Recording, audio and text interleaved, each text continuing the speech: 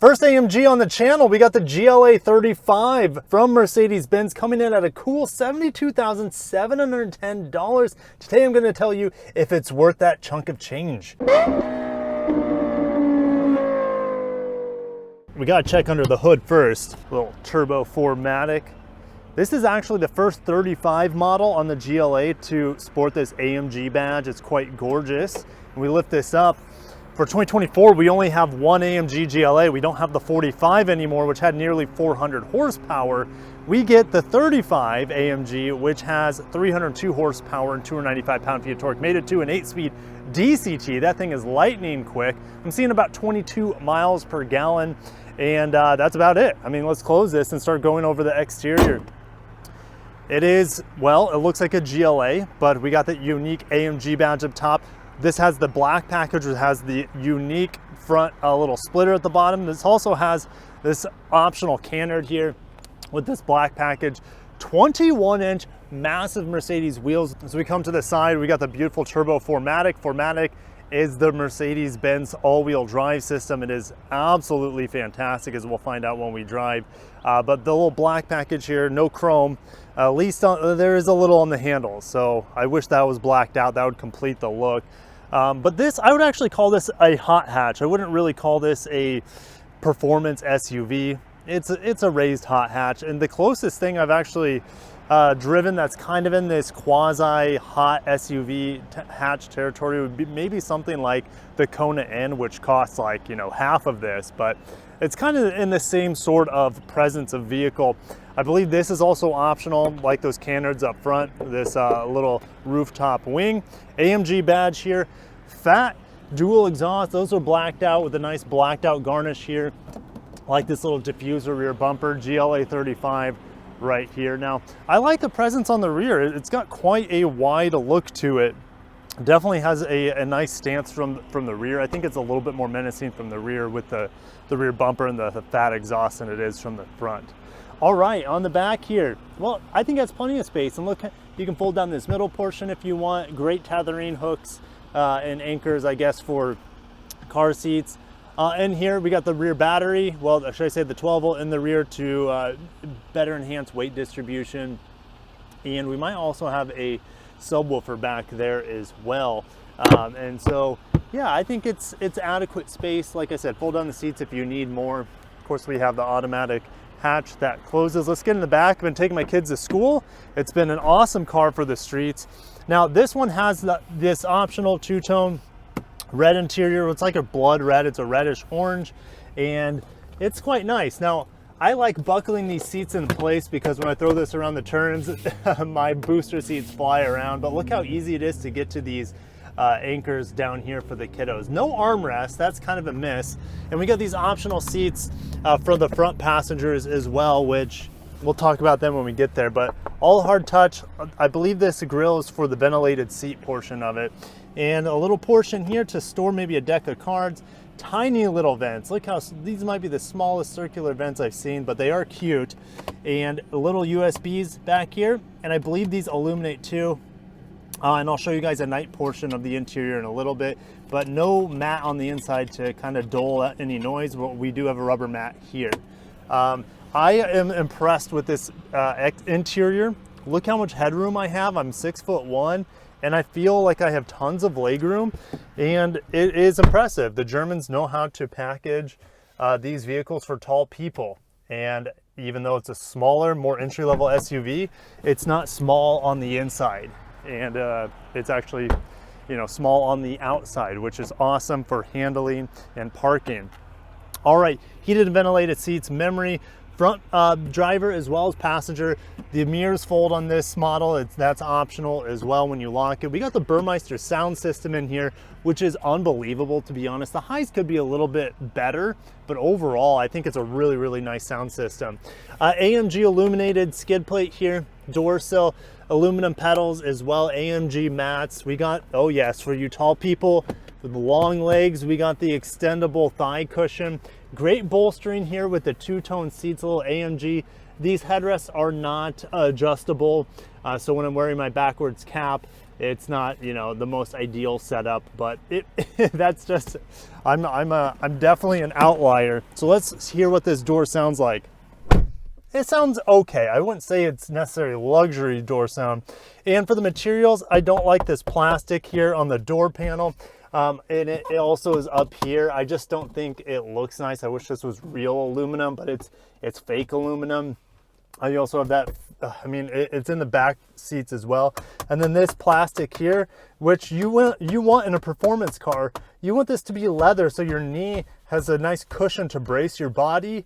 That's not the case here, it's plastic. So other than that, the materials are quite good. I like the Napa leather steering wheel. The dash is soft, the stitching up here is nice. The climate control is pretty intuitive. I like having the physical climate control, but for physical dials and things like that, I don't really have one. I do luckily have a volume knob here. And I don't have an auto park or auto brake hold in here that I've figured out. I do have auto parking, which is, you know, looking for parking spaces, but I would just use this button to pull up my 360 camera to help myself park, not let the car park for me. Yes, 360 camera is obviously an option here as well. We do have wireless Apple CarPlay and Android Auto, which is playing now, which is great. And it's easy to get out of it, which I really appreciate. The MBUX software, it's just kind of busy. And I'll leave this up for when we start driving because I like seeing you know, the max horsepower, so I want you guys to have a view of that as well. And maybe I'm just not figuring out this technology, but I can't fly through my radio stations like I normally do outside of Android Auto with this. Unfortunately, this button interacts with here, which why would you do that? You just use the touchscreen. So it is a bit frustrating to get your radio stations selected, especially if you're using Android Auto on top of this system. Hopefully there might be some ways around that I just haven't figured out yet. Radar cruise control and lane keep assist has all the optional safety equipment on here. It does work really, really well, but you're gonna have to pay an additional package to get all of that extra safety features. Check out these two dials. This one I actually found myself not using. You can cycle through different settings here, and this little tab here on the left will turn off traction control. Or if I put it on the springs, it'll stiffen the springs over here, but I'm still in comfort mode. So it's a bit of a strange thing. So I just use this dial, which is awkward for me because I can't reach it with my thumbs here. You know, it's a reach for sure. But I just take my hand off the steering wheel and kind of twist it this way. And you can see that it just takes me into Sport Plus, Sport, Comfort, Individual, or Slippery. But Comfort is where I've been driving, and we'll talk more about driving modes here in a little bit. This touchpad over here, this minuscule one, controls this area on the screen. You have all your information here. Like I said, 22 miles per gallon. And I can also switch the dials here. I just like the classic dials, which gives me tachometer and speedometer, but they're super sport. Yeah, it's not my cup of tea. You also have sport. It is what it is, but classic to me this is what I want to see. We also have a mild hybrid system in here. I didn't talk about that when I was underneath the engine. It's really in the background. You hardly ever know what's going on with it. I never look at the power and charge gauge here for the mild hybrid. Really what I see it doing most of the time is allowing the engine to turn off a little bit more and stop and go traffic. That's really what it's for. A couple USBs in here. It is felt lined. It is quite deep. Wireless charger up here and a couple cup holders there as well. But I'm ready to show you guys the nighttime interior, and then we'll get on the drive. The Germans love to bring the discotheque inside of their luxury vehicles at night. I've seen this with Audis, but I feel like there's some nice touches here that Mercedes takes to the next level here with their ambient lighting. And it's in the vents. You know, this reminds me, I love building PCs or personal computers, gaming PCs, whatever you want to call them.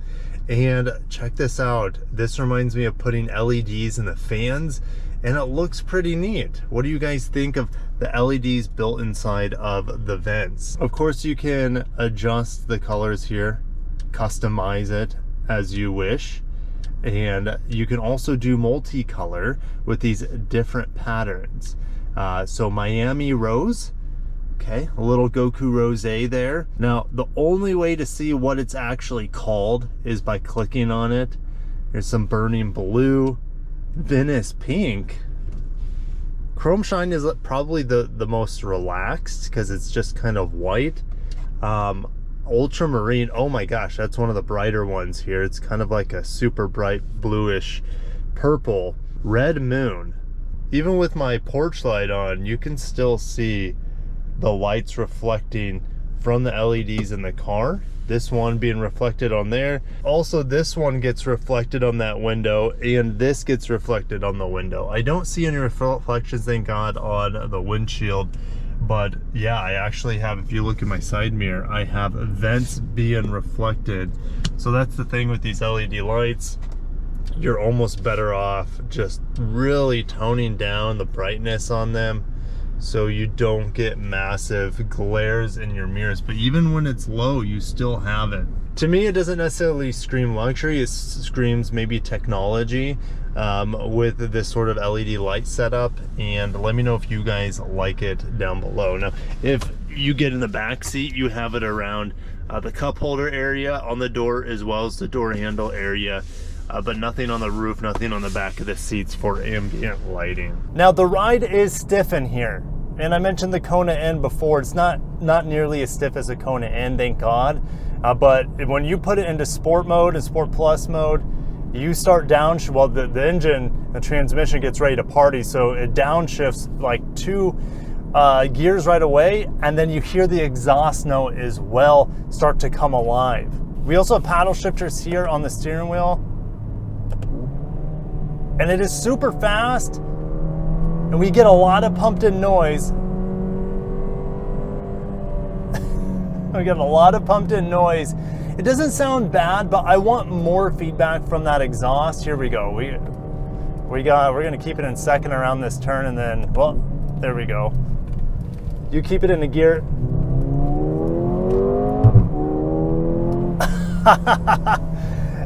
You keep it in gear long enough, even though you're using the paddle shifters, of course the automatic logic will take over and then start upshifting for you. You get a good like hiss of turbo whine. And man, you know, on paper, that 300 horsepower doesn't sound like much, but when you're able to put down all that power all the time with this 4MATIC all-wheel drive, the upshifts with the exhaust, you get this big pop coming from the rear. But unfortunately, when you do the downshifts, there's no pops and gurgles coming through, which, I want that so bad. But man, it sounds really good when you're climbing through the gears on the way up. All right, let's take it out of hooligan mode for a second, go back to comfort. I love these seats. These seats are awesome. They're super comfortable. Let's turn the ventilation on while we're at it. I actually forgot that this had ventilated seats because I feel like the climate control works really well in here despite a lot of sun coming through the panoramic glass roof. I feel like the climate control with the customizable like just vents everywhere, I have no problem staying cool in here. Maybe it helps that it's also a smaller cabin, but AC in here works really, really well. You probably don't need these ventilated seats to spend a little bit more for them. Probably not worth it, even in hot climates, because I feel like this AC is just really, really strong. I don't have a joystick here to play with the steering wheel telescopic nature as well as the tilting. It is this manual bar down here. And so therefore it's not tied to the memory seats or the easy access system or anything like that. Now, as I came to almost a stop back there, you get this annoying thing that always happens with this vehicle. And maybe it's only on the models equipped with the 360 camera, but as you decelerate, let's say you go under, I don't know, 7 miles an hour or so, you hear the rear Mercedes logo flip up in the back to reveal the rear camera. You hear it all the time when you're slowing down or looking for parking spaces, right? It has to flip up so you guys have access to that 360 camera. But it's not a luxurious experience because you hear something clunking around and moving in the back when you're not asking it to. So that took me for a loop for the first couple times I heard it, and then I realized what it was. We might do a launch here. I don't have my drag meter on me. In my infinite wisdom, I just forgot it. So we'll do a rough 0 to 60 here. And keep in mind, Mercedes-Benz estimates a 0 to 60 of about 5 seconds here with this 300 horsepower AMG 35. Traction control off. Let's go ahead and go to that screen in here that has the AMG performance so you guys can see the horsepower. I'm going to torque brake to about 3,400. Yes. There was 60. So I'll do my best to put a time on the screen for you guys. It definitely seems like a 5, maybe even faster than a 5-second 0 to 60 car. I heard, well, I've done a little research on the AMG 45. We're just gonna go around this guy. On the AMG 45, that'll do 0 to 60 in about 4 seconds, but I don't believe it's available anymore, at least not at the time of this review. I haven't seen or heard anything about a 2024 model AMG 45. But I feel like the handling is probably the same between the two models, and the handling here is incredible. It feels like it's on rails all the time. It makes it feel like a much smaller vehicle the way the suspension is tuned. Yes, it's a little bit stiff for everyday driving as I put it back into comfort mode here, but even in comfort mode, I feel like it still handles well, but it's definitely softer. It's not quite as razor blade sharp as like Sport Plus mode. And responsiveness is always important to me. When you put the pedal down, you need to pass someone. What is it like? Go. Once it go, and it goes well, but man, it does take a little bit. So you're almost better off using the paddle shifters to go. But again, that's more work on your end. It's still responsive enough. You know, it's never going to be as responsive as a fully electric powertrain. You just hit the gas and there's no delay with a transmission or anything like that. But pedal down, that was much better. That was much better. So it really just depends, maybe the speed you're going as well. And maybe if I put it into Sport Plus mode, you still have a delay. So it's about the same. On the braking in here, I've never had an issue with the predictability. It's very impressive with how this vehicle brakes. I'm gonna get on my brakes late here behind the CHR. It's not great pavement, but yeah, really progressive brake pedal. It feels awesome. Let's, you know, get around here, pedal down. The shifts are also smoother in comfort mode, I've noticed. So not only do you not get like the crazy antics of the exhaust pops when you upshift, the shift seems a little bit more doled out in comfort mode, which is fine with me. At $72,000, how this is equipped, is it worth the price? Absolutely not. Honestly, like, I would be happy with the base model of this. I don't need all this fancy stuff because the performance is what this vehicle is all about. And it's not like that wing or the certain aerodynamic pieces on the front make this vehicle look a whole lot better. In some ways it looks a bit silly because they're taking this kind of granny entry-level crossover and they're putting aero kits on it. So it just looks a bit goofy, in my opinion. So I wouldn't need all those blacked out aero packages or anything. I'm all about that entry-level performance. And when I was doing some shopping online with this vehicle, I found these available for under $60,000, and I think, and getting on those brakes, under $60,000, it is a good buy. Much over that, and then I mean, there's so many other options out there. Also, there's some leftover 23 AMG 45 GLA models, and that would be an amazing buy. I've seen some of those around $60,000 as well, and I would be picking that over this every single time over the AMG 35 to get that extra 100-ish horsepower or so. So let's go ahead and put in Sport Plus mode here one last time. We'll fly around this CRV.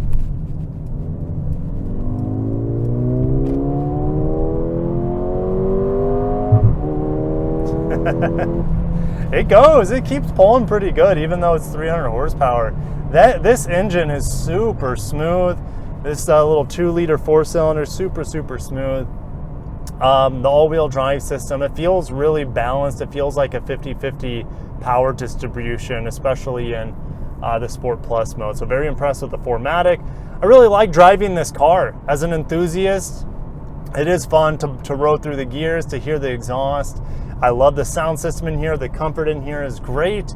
The looks on the outside to me are not the super appealing, but hey, you know, it's a little bit of a sleeper in that regard. Unless you know what you're looking for, you see the AMG badges, and then you'll know that it is a little bit of a hot hatch with an AMG badge on it. So thank you, Mercedes and AMG, for sending this vehicle to me for review. Quite a light show at night. I didn't really give you guys my impressions while I'm driving at night, but it is a cool customizable experience at night. It's a little over the top, but hey, at least it has a different character to it at night, where most cars, they're just the same vehicle. It definitely feels like a different car at night, which makes this vehicle a little bit more special.